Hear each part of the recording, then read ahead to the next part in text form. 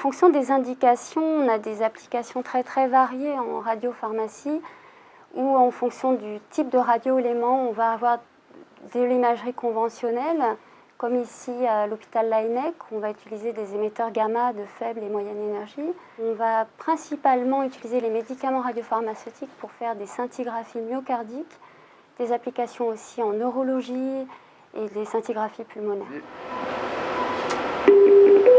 J'ai validé une seringue. Par exemple, ici, pour les scintigraphies myocardiques, l'idée va être d'injecter un médicament radiopharmaceutique qui va permettre de donner, comme dans tous les examens d'imagerie en médecine nucléaire, une indication fonctionnelle de l'organe. Et là, en l'occurrence, pour les scintigraphies myocardiques, on va utiliser soit du thallium-201, soit un traceur technétier, comme le MyoView ou le MIBI, qui vont venir se fixer au niveau du myocarde et refléter la viabilité des cellules myocardiques. Ce contrôle nous permet de voir qu'on a très peu d'impuretés qui se seraient situées là. Là, la partie de produit d'intérêt, celui qu'on va pouvoir injecter au patient, est majoritaire, donc le contrôle qualité est conforme, ce qui va nous permettre de réaliser la seringue pour l'injection du patient.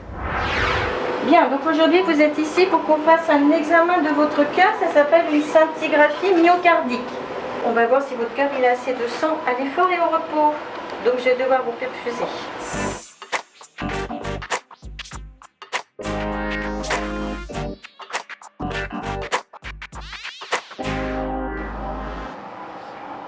Vous avez un petit peu d'hypertension artérielle d'habitude? Oui, un petit peu. En radiopharmacie, c'est vraiment une activité au jour le jour où on va préparer les radiopharmaceutiques vraiment au dernier moment, quand le patient est réellement physiquement dans le service. Et on va réaliser la préparation, le contrôle de la préparation et la mise en seringue vraiment de façon extemporanée. Donc quand le patient, quand on commence l'épreuve d'effort, effectivement, on doit se synchroniser pour que la préparation, que la dispensation soit réalisée pour être injecté vraiment à un temps T au moment de l'épreuve d'effort.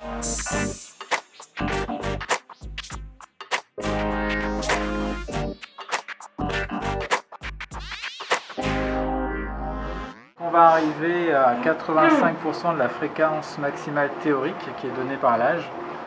On va pouvoir injecter le radiotraceur qui va aller se fixer sur le cœur pendant les conditions de stress. On poursuit l'effort pendant au moins 1 minute après l'injection, le temps que le traceur se fixe bien au niveau du myocarde.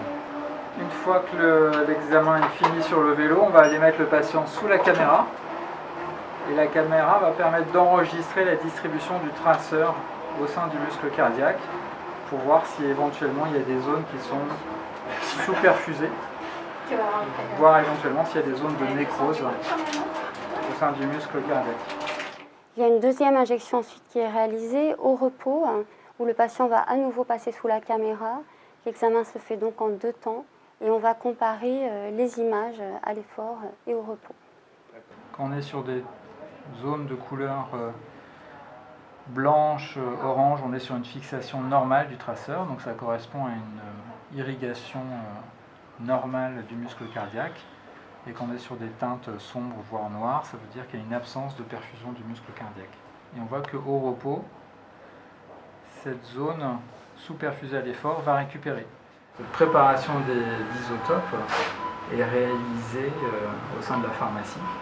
Et sans cette production, effectivement, on n'a pas possibilité de réaliser nos images. Donc la radiopharmacie, c'est une partie indispensable de tout service de médecine nucléaire.